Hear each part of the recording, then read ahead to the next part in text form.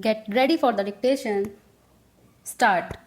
Madam Deputy Chairman, from the speeches which the Honorable Minister for Planning made in this House and in the other House, and from a perusal of the note which has been circulated to us regarding the progress that has been made in the 10th 5-year plan and the various statements of the government and the planning commission, I have a feeling that the government of India is trying to assuage the feeling of dissatisfaction in the country through promises of bright future, promises of better efforts, and general promise that everything is going to turn out all right and that there need not be any fear or anxiety in the country. Madam, while saying this, I realize that the country has made certain progress in the development of our economy during the last decade.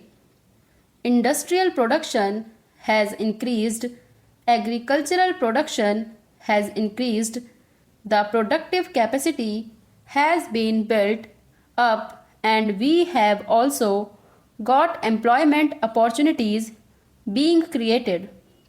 Above all, we have gained valuable experience in the development of our economy, especially in planning, and these are all to the credit side of the plan. Unfortunately, Madam, the price that we have paid for this progress is rather heavy. The imbalances that we have created are likely to go out of control unless definite steps are taken to see that the imbalances are corrected at the earliest opportunity.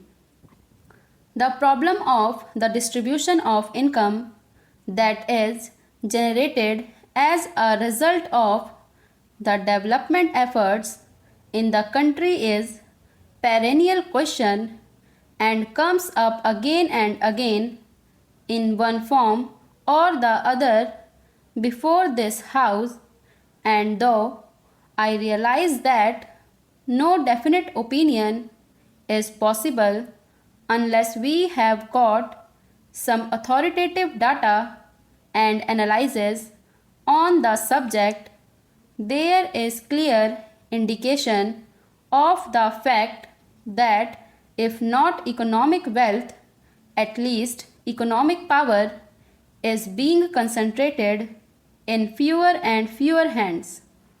As long as economic power is concentrated in such few hands, it will not be possible for us to develop in the matter in which we like, whatever may be our regulatory and control apparatus, whatever may be our policy, whatever may be the objectives that we place before the country.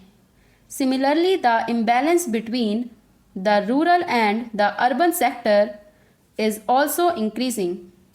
I do not know whether is the rural areas some income has been pumped in as a result of our planned development.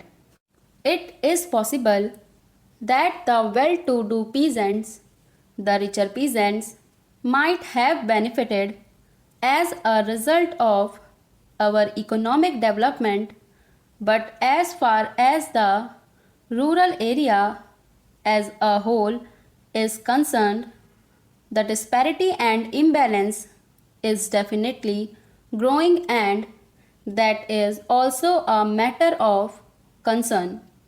The very fact that urbanization takes place at such a rapid rate in our country is visible proof that the imbalance has been growing, with the result that neither the urban areas nor the rural areas are today in a position to live the life that they were living before our planned developmental efforts started.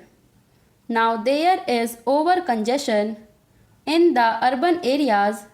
The civic amenities are all on the point of breaking down, and they continuously break down with the slightest accident here or there. The slums are increasing at a rapid rate and unemployment is increasing. Whatever may be the figures regarding crimes, etc., that may be published by the government, there is a definite impression in the country that the crime situation is also deteriorating. That is because of the congestion in the urban areas, because of the difficulties due to lack of resources.